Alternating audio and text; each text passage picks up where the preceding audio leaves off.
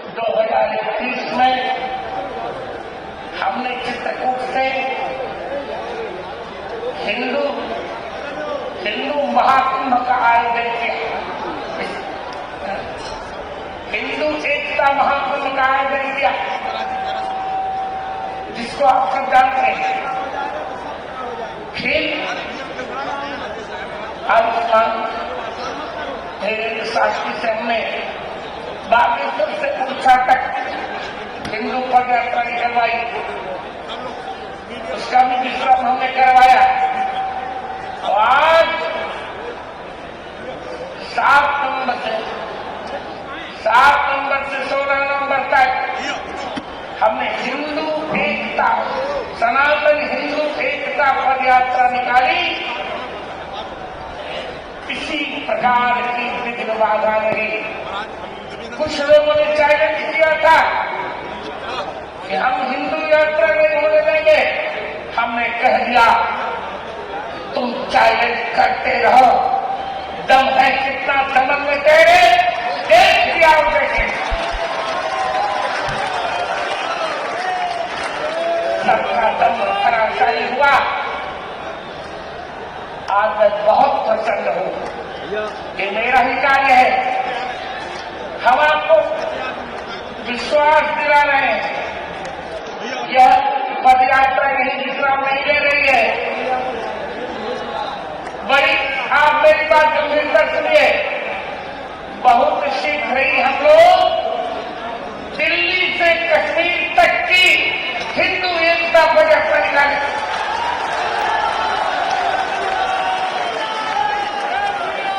दिल्ली से कश्मीर तक की हिंदू एकता, हिंदू सनातन हिंदू एकता पदयात्रा निकालेंगे। उसमें मैं पूरा समय दूंगा, पूरा समय दूंगा। आप जानते हैं मुझको सोते रहे, कालजमन की छाती में लात मारा, वे जगह उनकी दृष्टि मात्र से कालजमन समाप्त हुआ। अब तक हम सो रहे थे, विधर्मी हमारा अवमान करते रहे। अब हिंदू जग गया है। अब हम इनके प्रत्येक कुकृत्य का उचित दंड देंगे। बहुत दिनों तक ओम शांति शांति शांति हो चुका, बंद कर देना। अब हम ओम क्रांति क्रांति क्रांति कर रहे हैं।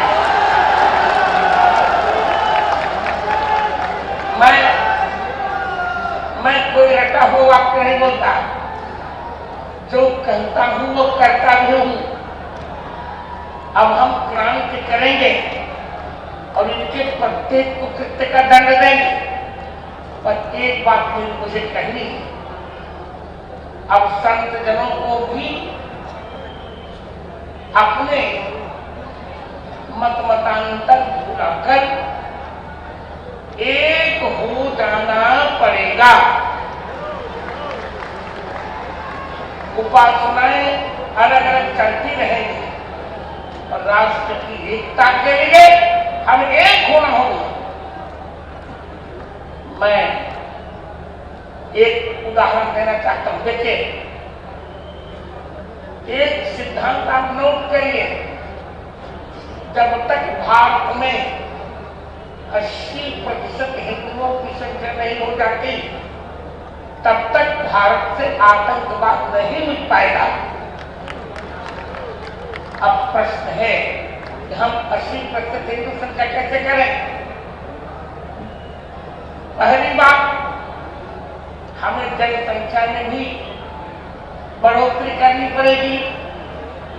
3 से 4 बालक होने, आप उधर बोलना बंद करें, नहीं मैं आपको माइक दे रहा हूं। हम छोड़ दिस माइक। और दूसरी बात, हमें सरकार पर दबाव डालना पड़ेगा, समान नागरिक संघ यहां लाई जाए।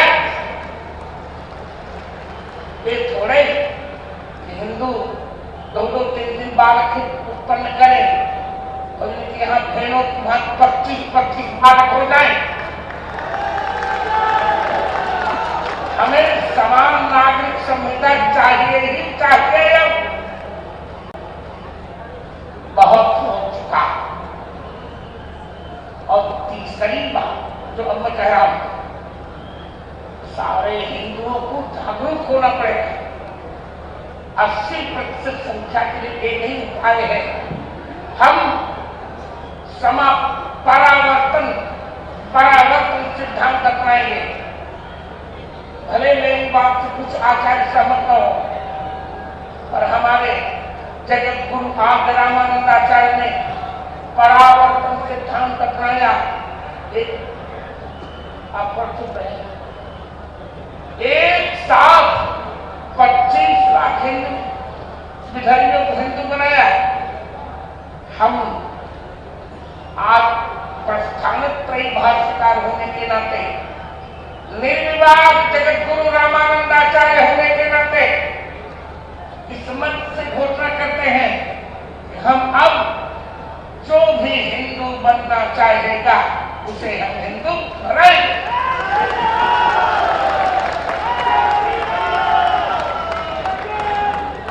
और उनकी हम सुरक्षा करेंगे, हिंदू समाज सुरक्षा करेगा। और दूसरी बात जो मैं अपनाने जा रहा हूं, हम सभी संत मिलकर एक संहिता बनाए। प्रत्येक हिंदू के लिए कुछ संहिता अनिवार्य होनी चाहिए। प्रयास करें ब्राह्मण आदि शिखा सूत्र अवश्य रखें। शिखा सूत्र के लिए कितने बलिदान हुए थे। आज बहुतेरे हिंदू कहलाते बन के बस शिखा नहीं, सूत्र। आज सभी हिंदू प्रतिज्ञा करें कि हम शिखा सूत्र के बिना नहीं रहेंगे। मेरे मित्रों, हमने कभी भी छुआछूत की बात नहीं की थी। वेद में वर्णन भी नहीं है, वेद में छुआछूत का वर्णन नहीं है। उदाहरण के लिए बात कहूं, सूक्ष्म यजुर्वेद की 31वें अध्याय का 11वां मंत्र है, ब्राह्मणोत्तमकुमासी बाहुराजन्यः कृतः ऊरु तदसजन्वैश्यः पद्धातु शूद्रो अजायतः। ब्राह्मण परमात्मा के मुख से प्रकट हुआ, क्षत्रिय परमात्मा की भुजाओं से, वैश्य परमात्मा की जंघा से, और शूद्र शब्द कोई आपत्ति जनक नहीं है, शूद्र भगवान के चरण। मैं पूछना चाहता हूं लोगों से, जिन भगवान के चरणों से निकलकर गंगा जी सबसे पवित्र नदी हो गई, उन्हीं भगवान के चरण से निकलकर शूद्र अपवित्र क्यों? ये हमारे बीच के व्याख्याकारों ने अन्याय किया है, हमने नहीं। आप मुझे समझ दीजिए, अब वैदिक हिंदू संस्कृति एक बात पुनर्व्याख्या करनी पड़ेगी। जिनको चिढ़ वो अपने घर में बैठे रहे, हम चिढ़ते नहीं, हम सबको गले से लगाएंगे, सबको ऊपर उठाएंगे। यदि हमारे भगवान राम ने माता शबरी का जूठा फल खाया, जूठा बैल खाया, यदि हमारे भगवान कृष्ण ने विदुर के यहां जाकर बथुआ का साग खाया, और हम भी ये धारणा उन्मूलित करेंगे। प्रत्येक हिंदू के यहां हमें जाना है, सबको गले लगाना है। और एक बात और, मैंने कई बार कहा है, भूल कर भी किसी को न छेड़ेंगे हम पहले छेड़ेंगे।